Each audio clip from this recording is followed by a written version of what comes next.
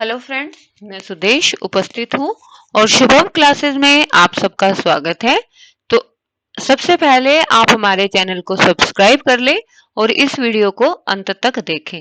तो आज हम अपनी कक्षा में माहेश्वर सूत्रों के बारे में पढ़ेंगे और जानेंगे कि माहेश्वर सूत्र क्या है और कहाँ से आए हैं। ठीक है, तो इस वीडियो को अंत तक देखिएगा और शेयर करना इसको ना भूलें। तो देखिए, माहेश्वर सूत्र जिनको हम चतुर्दश सूत्र भी कहते हैं, जिनको हम चतुर्दश सूत्र भी कहते हैं, इनको हम शिव सूत्र भी कहते हैं क्योंकि ये शिव जी के द्वारा आए थे, इसलिए इन्हें शिव सूत्र भी कहते हैं। उसके बाद है वर्ण समामनाय सूत्र। ठीक है, वर्ण समामनाय अर्थात समामनाय क्या होता है? समामनाय का अर्थ होता है वर्णों का समूह, यानी समामनाय अर्थात समूह, या इन्हें हम समामनाय का दूसरा अर्थ होता है वेद। ठीक है, वर्ण वेद या वर्णों का समूह जिन सूत्रों में बताया गया है उन्हें वर्ण समामनाय सूत्र भी कहते हैं। ठीक है, तो देखिए माहेश्वर सूत्र को और क्या कहते हैं? एक तो चतुर्दश सूत्र कहते हैं और इनको शिव सूत्र भी कहते हैं और इनको वर्ण समामनाय सूत्र भी कहते हैं। तो चलो आइए हम आगे बढ़ते हैं और देखते हैं कि माहेश्वर सूत्र कहाँ से आए थे। माहेश्वर सूत्रों की उत्पत्ति भगवान नटराज के द्वारा किए गए तांडव नृत्य से मानी गई है। ठीक है, जब शिवजी ने तांडव किया था और उन्होंने अपना डमरू बजाया था, तब वहां से सूत्रों की उत्पत्ति हुई थी। ठीक है, नृत्यावसाने नटराज राजौ ननाद ढक्काम नव पांचवारम उद्धरतु कामा सनकादि सिद्धान एतद विमर्शे शिव सूत्र जालम। अर्थात नृत्य जब समाप्त हो गया था तो जो नटराज थे, ठीक है, तो जो नटराज थे उन्होंने ननाद, ननाद यानी उन्होंने बजाया था। क्या बजाया था? ढक्काम यानी डमरू बजाया था। और कितनी बार बजाया था? नव पंचवारम यानी 9 और 5 बार बजाया था। 9 और 5 कितने होते हैं? 14। ठीक है, तो 14 बार बजाया था उन्होंने, जिससे 14 सूत्रों की उत्पत्ति हुई थी। ठीक है, उद्धर्तु काम सनकाद आदि सिद्धांत एतद विमर्शे शिवसूत्र जालम। और वो डमरू बजाने से क्या आया था? शिव सूत्र जाल प्रकट हुआ था। ठीक है, और शिव सूत्र जाल क्या होता है? हमारी वर्णमाला होती है। ठीक है, और जो उन्होंने अपना डमरू बजाया था वो क्यों बजाया था? सनकादि ऋषियों की सिद्धि और कामना का उद्धार के लिए उन्होंने डमरू को बजाया था। तो आपको पता चल गया कि जो माहेश्वर सूत्र है वो कहां से आए थे, यानी तांडव नृत्य से। जब उन्होंने मतलब शिवजी ने तांडव नृत्य किया था, डमरू बजाया था, तब ये 14 सूत्र आए थे। यानी डमरू के 14 बार बजाने से 14 सूत्रों के रूप में ध्वनियां निकली और इन्हीं ध्वनियों से व्याकरण का प्रकाट्य हुआ।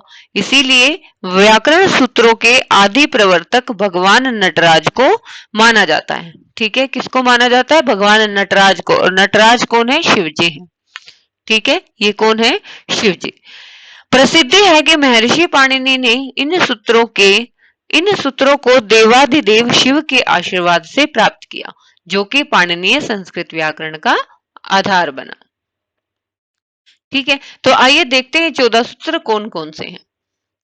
पहला है आई उण री लिक ए ओंग ए औच लण य मंगणम झभय घड़दश जब घड़दश खफ छठत चटतव कपय शशर और हल। ठीक है, ये हमारे 14 माहेश्वर सूत्र हैं जिनके बारे में अभी हम पढ़ रहे थे। ठीक है, जिनके बारे में हमने जाना था कि शिवजी ने जब डमरू बजाया था तो 14 सूत्र की उत्पत्ति हुई थी और ये 14 सूत्र जो हमने पढ़े वही है। ठीक है, अब देखो आपको इसमें एक कॉमन चीज दिखाई दे रही है कि हर लास्ट का वर्ण क्या है? रेड कलर से लिखा हुआ है। इसका मतलब क्या है? ये रेड कलर से क्यों लिखा है? इसको अलग क्यों दर्शाया गया है? क्योंकि इत संज्ञक है। क्या है ये? इत संज्ञक है। ठीक है, जिसका लोप हो जाता है, ये कभी भी काउंट नहीं होता है। ठीक है, इसलिए ये क्या है? इत संज्ञक है। लिख देती हूँ, ये क्या है? हमारा इत संज्ञक। और इन इत संज्ञकों का लोप हो जाता है। ठीक है, और इनको हम क्या कहते हैं? अनुबंध भी कहते हैं। इन्हीं इत संज्ञक को हम क्या कहते हैं? अनुबंध भी कहते हैं। ठीक है, तो आपको पता चल गया कि जो एशाम अंत्या इत है, जो अंत वाले हैं वो क्या है, इत संज्ञक है, इनका लोप हो जाता है और इनको हम अनुबंध भी कहते हैं। तो देखिए, आइए इसमें हम एक और रोचक चीज देखते हैं इन महेश्वर सूत्रों के अंदर ही। अब देखो, आपको जो पहले 4 सूत्र हैं, ठीक है, जो पहले 4 सूत्र हैं, यानी आ, उससे पहले मैं एक और चीज बता देती हूँ कि जो लास्ट में जो इत संज्ञक है ना, इनका प्रयोग क्यों किया गया सूत्रों के अंदर। इनका प्रयोग प्रत्याहार बनाने के लिए किया गया है। ठीक है, क्या बनाने के लिए, प्रत्याहार बनाने के लिए इनका प्रयोग किया गया है। ठीक है, तो जो पहले 4 सूत्र हैं, पहले 4 सूत्रों में सबसे रोचक क्या है, देखिए आइए, इसमें आपको क्या दिखाई दे रहा है, इसमें आपको सारे स्वर दिखाई दे रहे हैं।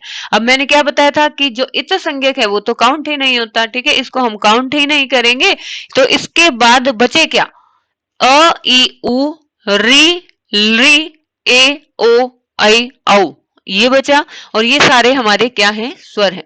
यानी माहेश्वर सूत्र के अंदर, ठीक है, माहेश्वर सूत्र के अंदर क्या है, माहेश्वर सूत्र के अंदर पहले जो 4 सूत्र हैं उनमें हमारे स्वर हैं। क्या है, उनमें स्वर है।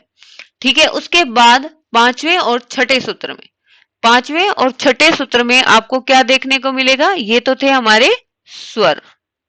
ठीक है, उसके बाद हय व र और ल, ये क्या है, ये अंतस्थ व्यंजन है। ये क्या है, हमारे अंतस्थ व्यंजन है। ठीक है, उसके बाद 7वां जो सूत्र है उसमें ञ म गण, ये क्या है, हर वर्ग का पंचम वर्ण है। ठीक है, हर वर्ग का ये 5वां वर्ण है। उसके बाद 8वें और 9वें सूत्र में, ठीक है, 8वें और 9वें सूत्र में झ भ घ, ये सारे क्या है, ये सारे चौथा वर्ण है। ठीक है, ये हमारे सारे क्या है, चौथा वर्ण है। उसके बाद है जब गढ़ दश, यानी ज ब गढ़, ये सारे क्या है। ठीक है, जो 10वां सूत्र है इसमें आप क्या देखेंगे कि इसमें सारा क्या है, तीसरा वर्ण, हर वर्ग का तीसरा वर्ण आपको दिखाई देगा। ठीक है, उसके बाद है ख फ छ ठ तव, खफ छठ चट तव। ठीक है, इसमें आपको इत संज्ञक को छोड़ दो, इत संज्ञक को छोड़ के 11वें और 12वें सूत्र में आपको क्या दिखाई देगा, दूसरा, देन पहला, पहला वर्ण आपको दिखाई देगा।